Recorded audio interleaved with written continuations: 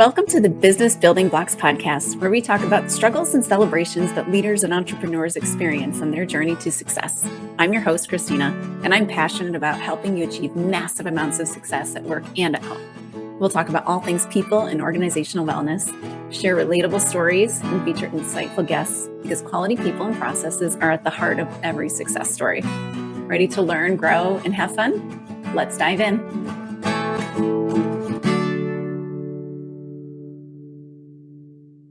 Hello and welcome to the Business Building Blocks podcast. I'm your host, Kristina Schmitt. Every question you get asked is waste. How does that feel when I say that? I remember the first time I heard it, I would say very early in my career, and I was learning lean manufacturing, and we were learning process improvements, which is what it is. And our trainer, or our sensei, whatever you want to call him, our trainer was saying, every question you get asked is waste. And when you start to look at questions like that, you start to think about them a little bit differently. Now, I want to make sure that you don't think that we're trying to get people to ask less questions. Overall, kind of, yes. But really what it is we want them asking the right questions or better questions. And we want to take a burden off of them, which then takes a burden off of us. So what do I mean by that? All right, when somebody is coming and asking you a question, it means that they have no way to find the answer, or there's something that is undefined, or something that is dependent on you thinking about something and brainstorming a solution, or someone else thinking about something or brainstorming a solution.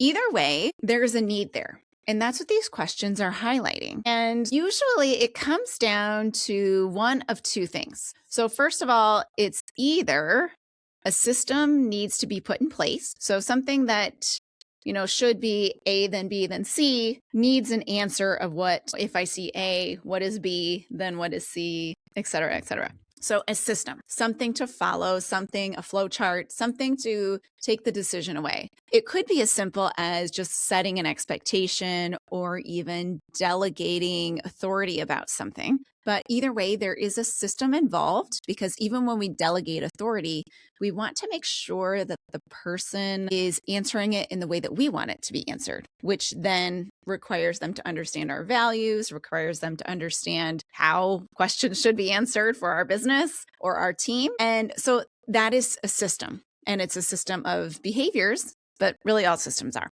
So we'll get more into that in a minute. The second thing that it could scream is that there is a development need. So let's talk about these two things and answer the questions as to, why we don't do these things, or why we don't utilize this beauty of these questions we're being asked to put solutions in place, and then how we can do it.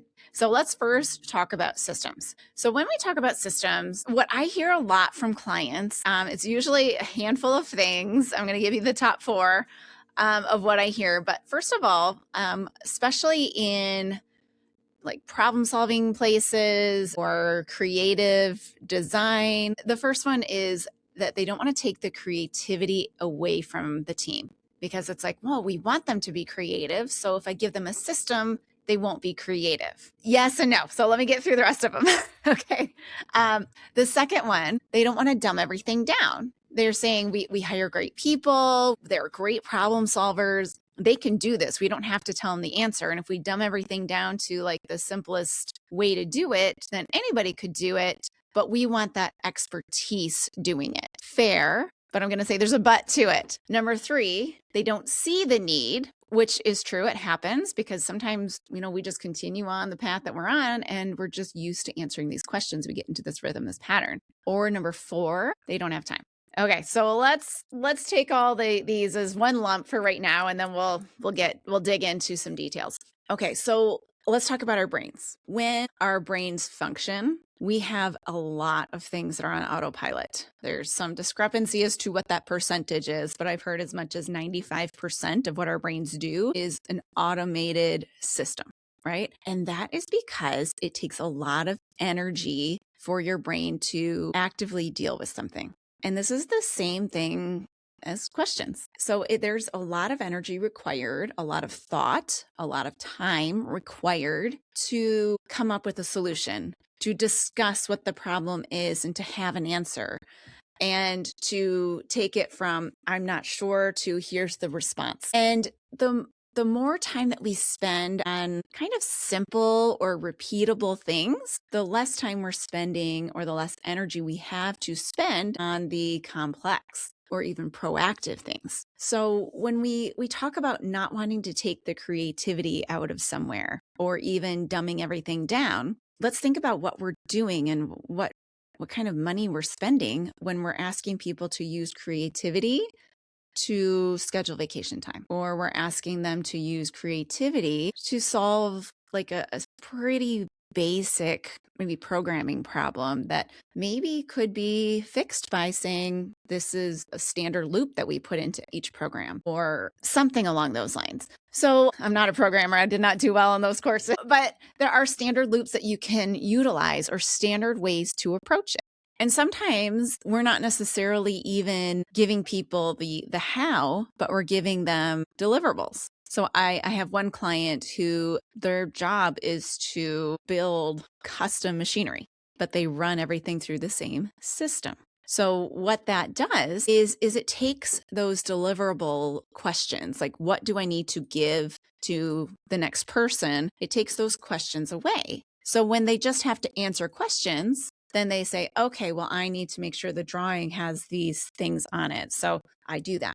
I can be super creative in that box, but I don't have to come up with the list that I have to go be creative about, because now I have to be creative about this list creation and also how I'm going to deliver each list. So what happens is that people get worn out creating the list, or they don't think of everything, because not everybody's going to think of everything because they've been through different levels of experiences. So now if everybody's creating their own deliverable list and then also having to be creative about what they're delivering, they're wearing themselves out, or they're wasting more time, or you have an inconsistent product going to the next stage, which is dangerous. It's what creates redoing, and it's what creates customer problems. It's what creates quality problems, and it causes more havoc and more needs for questions than you really need to have.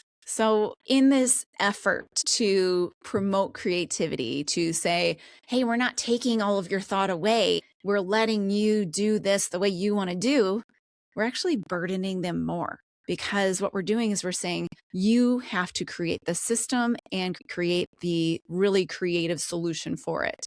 So we're actually probably getting less creative solutions because they've burnt out on step one of creativity, which is creating the deliverable list or wasting time answering questions about, can I take this personal time off? Or some simple things that could have simple systems and solutions. So the same goes with when we say we don't want to dumb everything down because we have high quality people. Those high quality people shouldn't be spending their time on running 2,000 parts that need to go out to the customer that we make once a month. That's repeatable. So if you can create systems around those 2,000 parts that anyone can do, so use your creative, high-skilled person to create a jig and write the program and maybe do a one-off like check-in each run or something, like a runoff, first piece approval system. So have them do that stuff, and then anyone else can run it. Or it can run on an autopilot while they're doing something that's more valuable, that is higher value, problem solving, creating another process that could run without them. And now when you get that big project or you have that new program that's coming up and you need that person's time, you're not taking away from standard production runs or from, the basic everyday things that need to happen. And we're using their time and their energy to solve our real problems. What it really comes down to is this is the 80-20 rule, or the Pareto principle, because it really does apply to everything. So when we can spend 80% of our time on 20% of the work, that sounds weird, doesn't it? That's what we want them to do, because those 20% of the things are the things that we need to be managing. But if we're having to manage 100% of everything because we don't have any systems around it, now we're just spending a lot of time doing systemical things. So what does this have to do with waste? So when we think about all that waste, I've talked about, the waste of rework loops and the waste of kind of using higher skilled time and energy, or utilizing that higher skilled time and energy towards something that isn't requiring of it, that could be systemized. Now we've wasted that time and energy on something that didn't need it. So it really is about greater efficiencies of your time, of your team's time, of your leader's time, so that problems are solved. We make the time to deal with and problem solve these bigger things and do proactive things and move our business ahead. And that's how we get better than our competition, right? So this gives less interruptions of your time because these questions aren't being asked anymore, less meetings to talk through something, or maybe more efficient meetings because you're not reinventing the wheel every single time, and less emails, less people saying, oh, do you have a minute? Right? Because all of that takes time away from real problem solving of real things. The don't have time part comes in because if we're spending all of our time working on things that maybe should be systemized, we're not doing the other problem solving. So sometimes you have to bite the bullet and say, this is the thing I have to attack. I'm going to attack this thing and I'm going to be better for it. Where our team is going to be better for it. And we're going to put this solution in place. And now I have more time because I'm not spending 5 hours a week on dealing with this thing that doesn't need me. Now, they don't see the need. This happens to a lot of us, especially when you start thinking of working geniuses that are in the ET range. A lot of people have that. There are times when people don't see needs because it's like, here's the thing, this is how we do it, and this is how we run it. I'm not saying that all ETs don't see the problem, but they sometimes just do as it's written, and they're not thinking, they're not taking the step back to say, why isn't this running as smoothly as I want it to? And they're not seeing the need. So this is where these questions are your gold. If you are being asked 100 questions a day, what are those questions? Who's asking them? What are they addressing? What are they asking about? And let's do something about those questions. So that's where when we start seeing things of the questions are highlighting the waste. This is where waste identification. And so the whole principle of running things efficiently is basically saying, okay, it should run on this smooth process or road, we'll say, but every question you get asked is another bump. Okay, so what we want to do is say, okay, what's this bump? Let's remove that bump. What's this bump? Let's remove that bump. So the more questions we're asked, the more bumps we're able to see. So this is the system question. Now let's talk about, because sometimes questions, maybe there is a system around it. Maybe you've created that already, but questions can also highlight a need for development. So let's talk about that. I have mentioned this before that typically development needs, or if you're seeing somebody not meeting an expectation somewhere, is either a skill set thing. So it's either skill or a will problem. Both of those have development needs to them. So we tend to think, well, skill set, oh, they don't have it, boom, move on. That's not the case, right? That's a development need first. Or will, oh my gosh, they don't want to do it, so they don't have the will to do it, then gosh, they're not the right person. But that can also scream a development need. But really what this is it's saying, I need to coach this person, right? And coaching, let's clarify what that is. Coaching is asking a series of questions to help that person understand the problem or identify the root cause, and then grab from their own brain power, because they probably have it, and solve the problem. So if somebody is coming to you with questions, it's usually screaming one of these two things. So if it's a skill question, what you're going to do is you're going to start asking them these questions. If somebody comes to you with a question, now it's your job to ask questions. So you should flip into coaching mode rather than telling them the answer. I know we like to tell answers because it's faster, it seems easier. Sometimes we just really like doing it, or it seems super obvious. But when we answer questions, we just make that easy. We make that the easy path. So that's actually the will part too. So when we have always just answered the questions for people, now they know that that's the way they get the answer. That is what we've taught them, and that's what they've learned. I had a client talk to me about, they're like, this one guy, he's always asking me questions. Like, oh, what do we use for this? And it's like, it's on the poster. It's on the poster of the, screws element poster thing that's posted in the room. And it's like, okay, well, Do you always just tell him the answer? He's like, well, yeah. And I said, okay, well, what do you think you should do? So I coached the coach, right? So he's like, okay, well, how about I'm just going to walk him over to the poster and say, here's the poster. What do you think? All right. So now he's having to reteach himself to ask a question first, maybe train the person second, and essentially just behave differently. And so he's training himself and training the person, right? And this is because of coaching. So if people are asking you for questions, you start asking questions. And now we put our little detective hats on and we start to find what the answer is. We start to find what the problem is really. And then we can put a solution in place. So when it's a development need, what we might identify is that maybe this person has not learned this skill.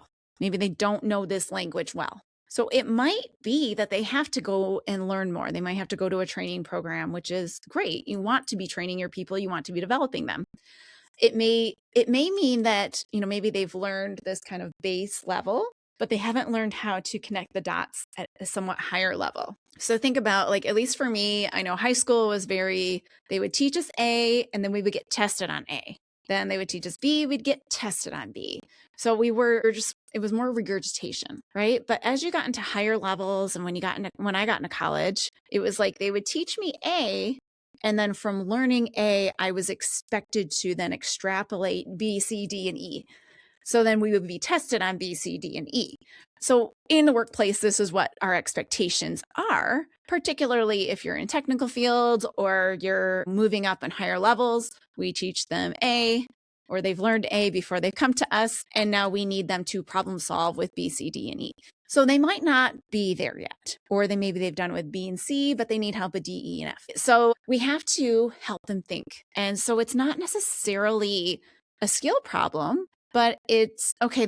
Let's get them thinking differently. Let's get them asking themselves these questions. So we get people asking themselves questions by asking them questions. And this then leans into the third potential around the skill is that they might just not have the experience. Like maybe they learned something, but they've never used something. And anybody who's probably listening to this or likes to listen to me, we learn by doing. So you can know something, but unless you do something, you don't know it, or you haven't really learned it. So they might just need more exposure to it. So when we're doing that, we might have to do it with them first, because this is a learning process here.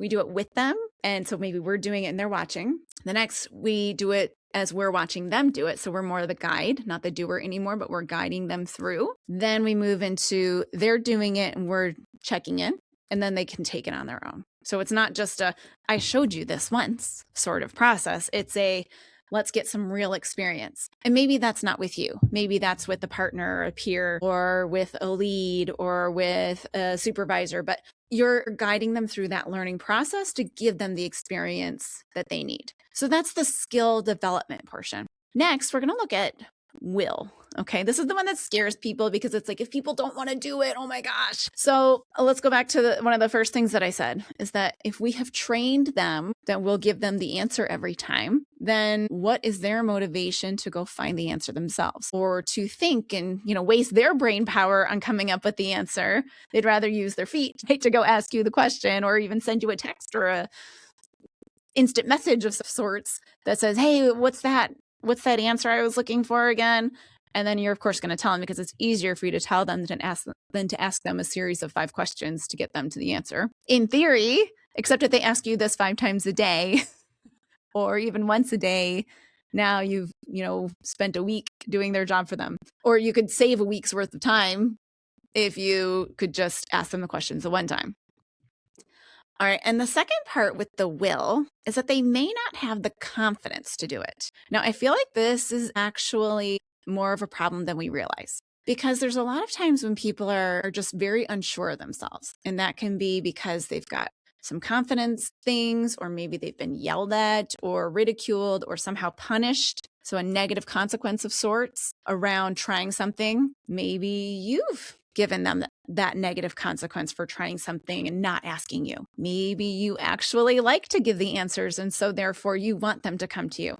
But either way, when they don't have the confidence to say, yes, this is the answer, then you need to help them develop that, because that's going to help them not just in this one problem. It's going to help them through their whole role with you.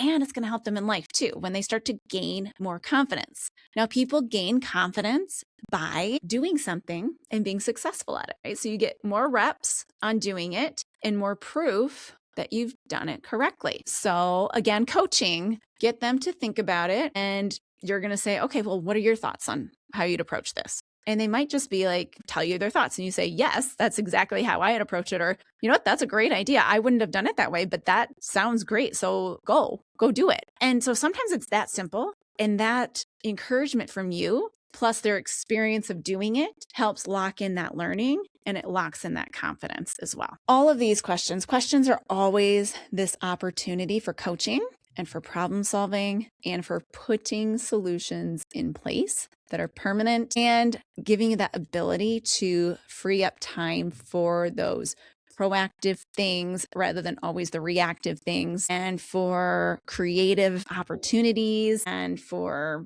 bonus learning, all of this stuff. So questions are, yes, they're waste. They're a highlight of waste, but they're such a wonderful opportunity for you to make your business better. And I want you to use them. So what are you going to do? This is my assignment for you. If you can't think of a question that you're asked of right away, because there's probably, if you really take and reflect, you might be able to just say, gosh, I am asked a question about this all the time. So I want you to just pick a period of time. It could be a day, could be 2 days, could be a week.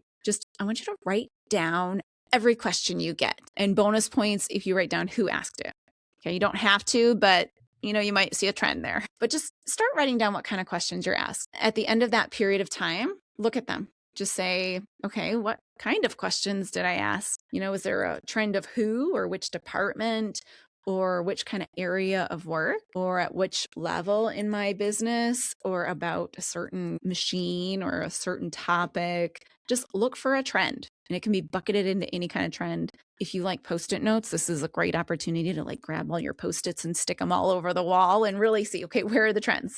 Then just pick something and say, okay, what is this? I would recommend pick something small, pick something easy, because you want a win. So what is the simplest thing, like the low-hanging fruit that you can just grab a hold of and say, okay, what are we going to do about this? I am going to recommend that you bring a small team in, because yes, you could put the process in place, but the best change management and the best systems come together when you have a group. So bring your small team in and say, hey, we ask questions about this a lot.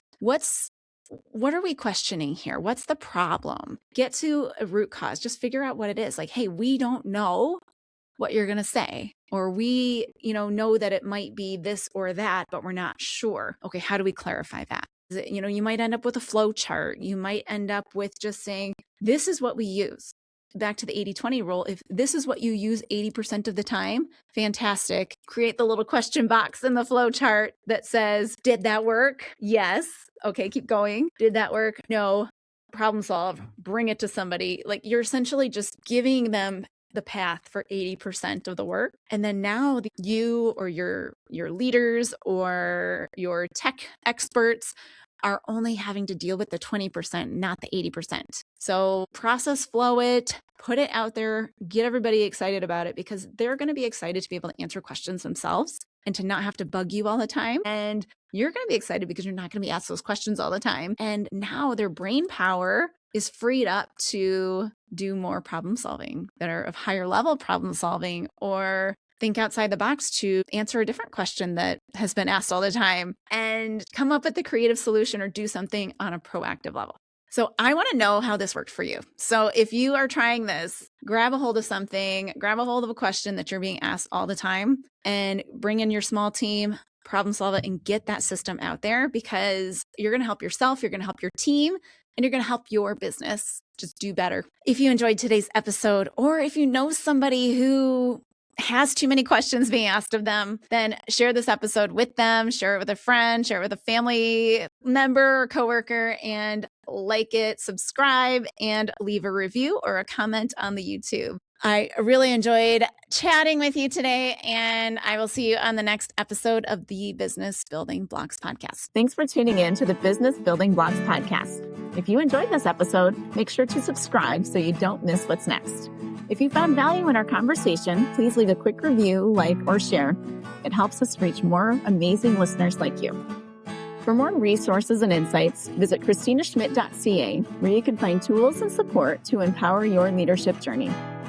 Thanks again for listening, and we'll see you in the next episode.